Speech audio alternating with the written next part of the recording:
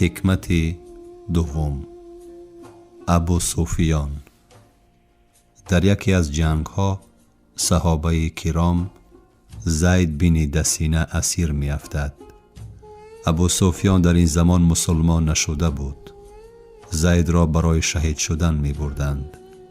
ابو سفیان نزد زید آمده می گوید: ای زید، می خواهی که حاضر به جای تو محمد می بود و تو صحت و سلامت نزد زن و فرزند خود می رفتی؟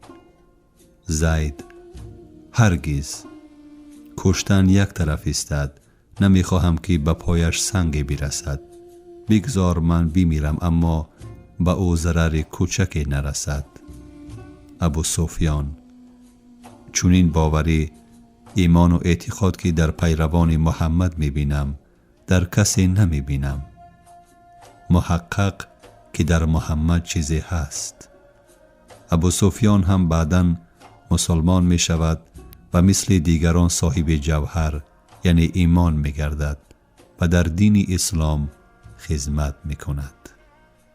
شرح: این است دین برحقی که همه را خدمتگار مردم می کند. خدمتگار مردم شدن راهبر مردم شدن است.